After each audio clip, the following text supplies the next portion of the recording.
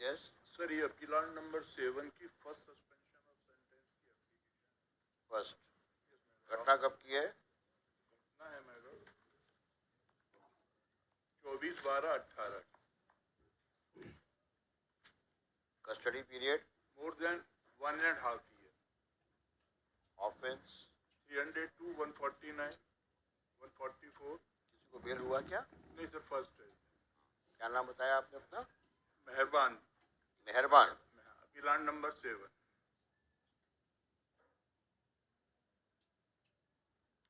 Late us see the prosecution case. Yes madam. Para 3। अभियोजन कहानी इस प्रकार है कि दिनांक 24/12/2018 को समय 21:15 बजे फरियादी वीरेंद्र चौहान निवासी बरौली ने मैं मृतक कृष्णपाल एवं घायल नाती राजा, छोटू राजा, महेंद्र सोनी के साथ थाना भौती में उपस्थित होकर इस आशय की रिपोर्ट लेकर आई कि वह अपनी बालाजी बोरवेल कंपनी की मशीन से बोरवेल का काम करते हैं। मशीन को देखने खड़ेला होकर अपनी सफारी से सीढ़गढ़ जा रहे थे तो पीछे से एक काले रंग की सफारी और एक मोटरसाइकिल ने उनकी गाड़ी को ओवरटेक करके गाड़ी को रोक लिया और अपनी गाड़ी उनकी गाड़ी के आगे लगा दी। उसमें बैठे मेहरबान, चार्ली राजा, बीपी राजा, लक्ष्मण सिंह, कुलदीप, धर्मपाल सिंह, दीपेंद्र सिंह एवं मोटरसाइकिल से कृपाल एवं महेंद्र सिंह उतरे जो काले रंग की सफारी के साथ थे। उक्त सभी ने एक राय होकर माँ बहन की गालियां देने लगे। लक्ष्मण सिंह, कुलदीप पाती राजा ने कृष्णपाल की गाड़ी से नीचे खींच लिया। नहीं, गाड़ी से नहीं, कृष्णपाल को गाड़ी से को गाड़ी से जब मतलब फर्क हो जाता है सर। उसकी गाड़ी से खींचा, अब क्या खींचा, सामान खींचा, कंटेनर खींचा, खाने का डब्बा खींचा, पता नहीं। अब इसका मतलब क्या है? उसको गाड़ी से खींचा, मतलब कृष्णपाल को खींचा गया। को गाड़ी से नीचे खींच लिया। हाँ। मेहरबान सिंह 315 बोर की राइफल, बीपी 12 बोर, चालरी राजा पिस्टल लिए उन्होंने जान से मारने की नियत से कृष्णपाल पर गोली चलाना शुरू कर दिया, जिससे कृष्णपाल सिंह के सिर, पेट और सीने में नीचे 3 जगह गोलियां लगी। कृष्णपाल मौके पर ही घायल होकर गोली लगने से गिर पड़ा। जैसे ही वे लोग कृष्णपाल को बचाने उतरे तो सभी लोगों ने नाती राजा, छोटू राजा एवं महेंद्र सिंह सोनी की मारपीट की, जिससे उसके शरीर में मोटी चोटें आई। फिर अभियुक्तगण शेरगढ़ तरफ भाग गए। फिर वे कृष्णपाल का इलाज कराने ये झांसी तरफ ले जा रहे थे, किंतु रास्ते में ही कृष्णपाल बड़ा बुरा हुआ। अब ये इसमें 4 विटनेसेस हैं माय लॉर्ड। सब हॉस्टाइल हो गए, उसके बावजूद भी कन्विक्शन हो गया आपका। उसमें ये कहते हुए कि दूसरे दिन जो है उसके फादर ने कहा कि हमको इनने बताया था, उसको अंडर सेक्शन 6, जबकि वो जो है करीब नेक्स्ट डे उसने हियरसेज में, जबकि मेहरबान सिंह किसी मंदिर में पूजा पाठ ही कर रहा होगा। अब बताइए, नाम डाल दिया कि उसने गोली चलाई। हमने 3 पिटीशन फाइल की, कॉपी लगाई है कि हम वहाँ नहीं तो मुझे पता है, ये शरीफ आदमी हैं, सब बड़े खानदानी लोग हैं, ये कोई बंदूक चलाने वाले लोग हैं। पैरा 103 में दिया है सर। बताओ, बेचारा वो गिरुआ वस्त्र पहन करके पूजा पाठ कर रहा होगा और उसके खिलाफ एलिगेशन लगा दिया कि जो बंदूक चलाई और कृष्णपाल को खींच के नीचे उतारा। बताओ, कृष्णपाल तो खुद ही बदमाश था। हाँ सर, मर्डर केस। हाँ बताओ।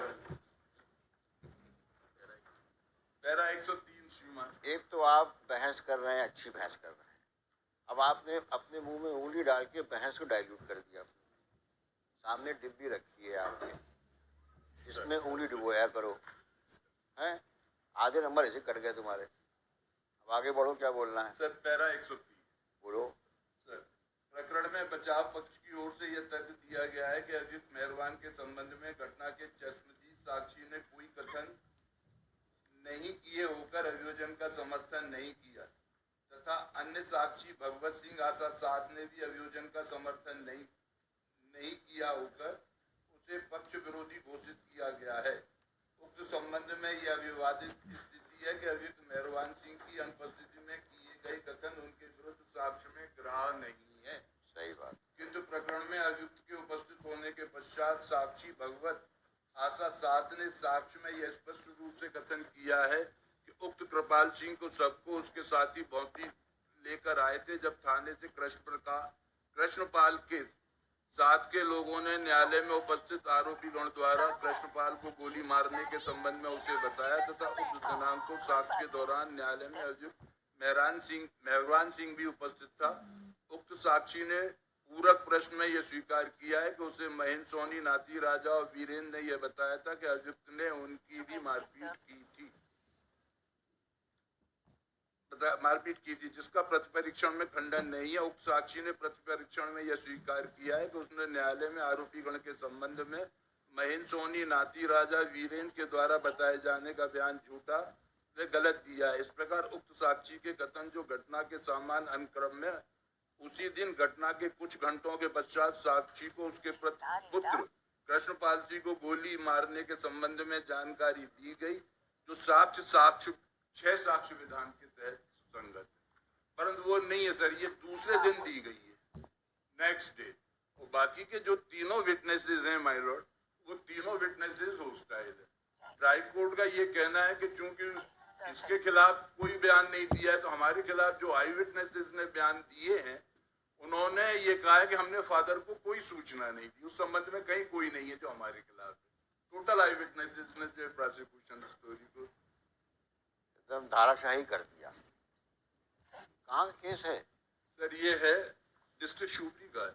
अच्छा अच्छा, और कुछ बहस है आपकी? सर ये कि तीनों आई विटनेसेस हैं, तीनों ने तीनों नहीं दिया। क्यों भाई, जानकारी क्या है, क्यों ऐसे लोगों को फंसा देते हो तुम लोग? सब 2018 की घटना है। आप इनिशियली फरार रहे, तब जाके आपको 8/2/21 को अरेस्ट किया, घटना के लगभग 3 साल बाद। नहीं, ये आपने फरारी क्यों काटी इनकी? आपको पूछना चाहिए था।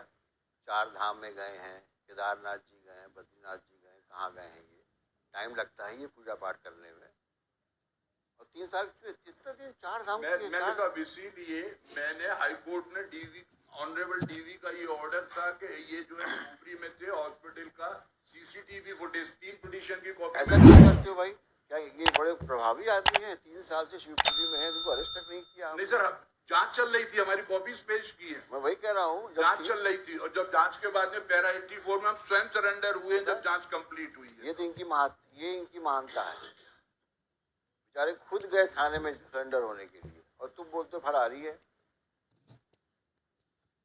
इतने बड़े आदमी को तुमने चुराल से फंसा दिया इस केस में। ऑर्डर चाहिए मेरिट्स पे। Dismiss, withdrawn.